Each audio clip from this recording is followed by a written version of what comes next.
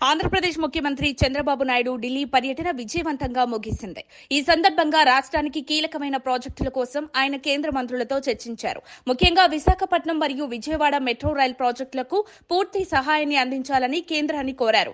రాష్ట్రంలోని పట్టణాల్లో ట్రాఫిక్ సమస్యలను తగ్గించేందుకు, ఆర్థిక ప్రగతిని వేగవంతం చేయడానికి మెట్రో ప్రాజెక్టులు ఎంతో అవసరమని చంద్రబాబు కేంద్ర మంత్రి మనోహర్ లాల్ ఖట్టర్ కు వివరించారు. రాష్ట్ర విభజనకు ముందు హైదరాబాద్ మెట్రోకు ఆమోదం లభించిందని, కానీ విశాఖ మరియు విజయవాడ ప్రాజెక్టులు ఇంకా పెండింగ్ లో ఉన్నాయని ఆయన గుర్తు చేశారు.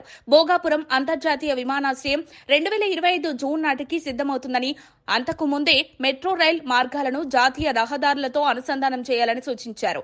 విజయవాడ మెట్రో అమరావతికి గేట్వేగా మారుతుందని, ఇది ప్రాంతీయ కనెక్టివిటీని మెరుగుపరచడంలో సహాయపడుతుందని వివరించారు.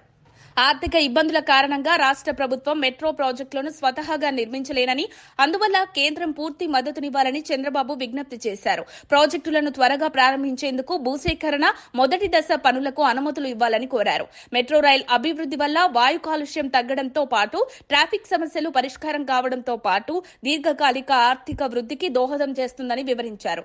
ఢిల్లీలో జరిగిన రిపబ్లిక్ ప్లీనరీ సమ్మిట్ లో మాట్లాడుతూ 2047 నాటికి భారతదేశం ప్రపంచంలో నెంబర్ 1 ఆర్థిక వ్యవస్థగా ఎదుగుతుందని చంద్రబాబు విశ్వాసం వ్యక్తం చేశారు. ప్రపంచవ్యాప్తంగా భారతీయులు ప్రాముఖ్యత సాధిస్తున్నారని, ముఖ్యంగా అమెరికాలో భారతీయుల సగటు ఆదాయం ఇతర వర్గాలతో పోలిస్తే ఎక్కువగా ఉందని తెలిపారు.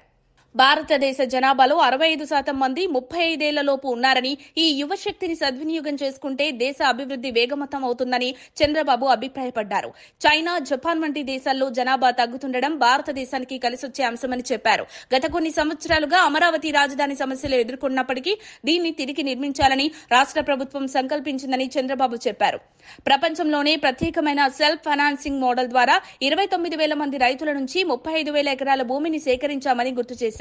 2024 ఎన్నికల్లో టీడీపీ 93% స్ట్రైక్ రేట్ మరియు 57% ఓట్ శాతం సాధించిందని చంద్రబాబు తెలిపారు. తనపై కేసులు పెట్టినా ప్రజలు తనకు అండగా నిలిచారని, ఇది మంచి పరిపాలన పట్ల ప్రజల నమ్మకానికి నిదర్శనమని చంద్రబాబు చెప్పారు.